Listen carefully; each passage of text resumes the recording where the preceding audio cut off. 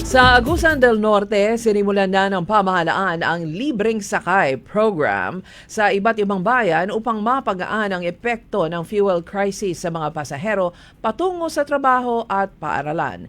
Sinabi ni Agusan del Norte Representative Dale Corvera na ang libreng sakay ay tatagal ng hanggang 2 buwan at posibleng maging 8 buwan depende sa galawan ng presyo ng petroleum products sa bansa. Sa Hagunoy, Davao del Sur, ipatutupad na simula ngayong April 19 ang No Movement Sunday upang makatipid sa harap ng kasalukuyang fuel crisis sa bansa. Pero igiit ni Hagunoy Mayor Jesus Doresa Jr., ito ay hindi sa pilitan kundi kahilingan lamang ng LGU na limitahan ang biyahe ng mga sasakyan upang makatipid sa gasolina at diesel. Ito ay hindi din lockdown at hindi naman huhulihin ang bibiyahe pa din sa linggo. Sa Butuan City, nagbabala ang Securities and Exchange Commission o SEC Butuan Extension Office sa publiko hinggil sa nauuso na naman na investment scam.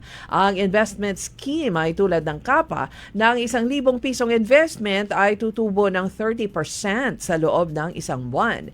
Kinilala ng SEC ang scam groups na BG Wealth Sharing Limited o BG Wealth, League of Seagull Limited na gumagamit naman ng pangalang Seagull Alliance at ang J Funds Business Center o J Funds.